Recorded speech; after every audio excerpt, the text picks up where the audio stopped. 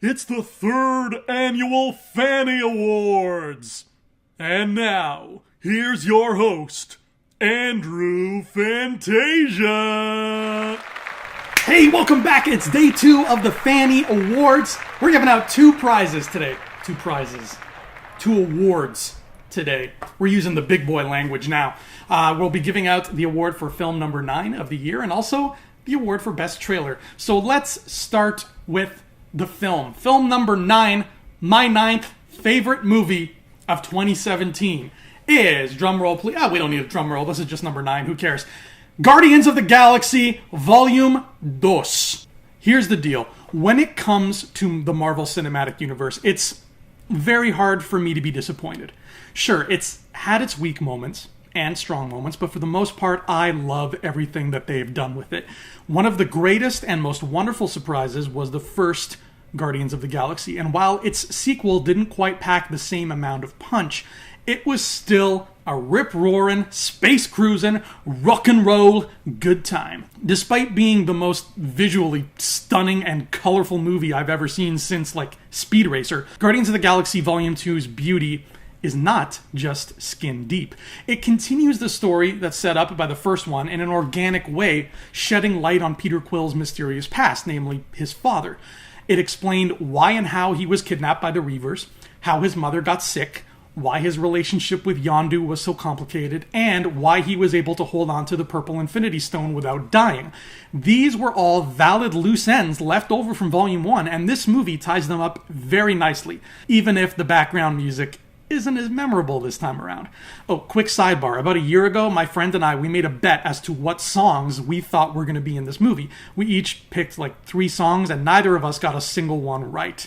I think Peter Quill's mom filled that second mixtape with all of her leftovers. Yondu, surprisingly, steals the show multiple times over, turning a fun supporting role into one of the breakout characters of the year. Surprisingly, we don't get a whole lot of deaths in the Marvel Universe. Sorry, Quicksilver, nobody likes you. But this was a lovely one, and it put a beautiful, heartfelt cap on an otherwise batshit crazy adventure. We even continue the homicidal roller coaster of love that is the relationship between Gamora and Nebula. And of course, Guardians of the Galaxy Volume 2 does what I love most by world building. A lot. Did you know that there are 100 different Reaver clans?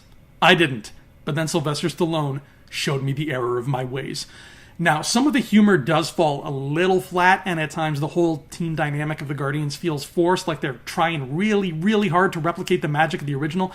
That's why this isn't higher up on my list, but it's a solid, candy-colored entry into the Marvel canon.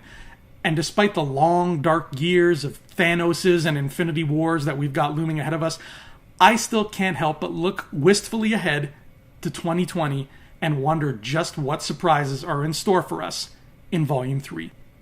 As long as one of those surprises is a better mixtape. Ooh, burn! Now it's time to give away the FANNIE for Best Movie Trailer. These are the trailers that made us laugh, the trailers that made us cry.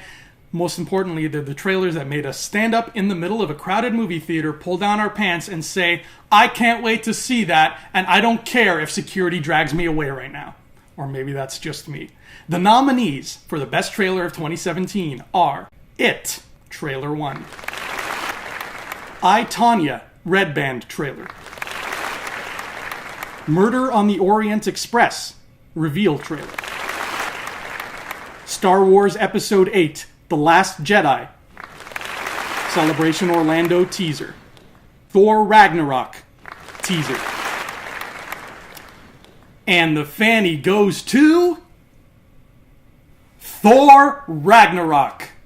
There are trailers that make you excited, and then there are trailers that blow all your clothes off, and then there's this.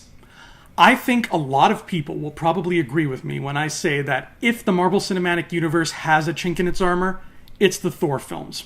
The first 2 were fun, but mostly kind of forgettable. Not terrible, but weak when you prop them up against the rest of Marvel's really stellar resume. I was eager and ready for Thor 3, but I didn't understand just how eager I was about to be until this trailer hit me. Thor tied up in chains in a hellish Stygian pit, Kate Blanchett catching the hammer, Asgardian soldiers preparing for all-out war, Loki being Loki, Thor with a shaved head in a coliseum, spaceships and weird scavengers that look like Tusken Raiders, Jeff freaking Goldblum, the Incredible Hulk. This was the Thor movie we'd been waiting for. This was the kick-ass Norse god tearing monsters up with his giant hammer, Lord of the Rings meets heavy metal extravaganza that would have made the covers of Meatloaf albums hang their heads in shame. And all the while, the visuals look as vibrant as a Michelangelo painting, and a very strategic use of the Immigrant Song gets our heads bobbing like we're on Wayne's World. This is everything a trailer should be. It's not only the greatest trailer of 2017, but it might just be one of my favorite movie trailers of all time.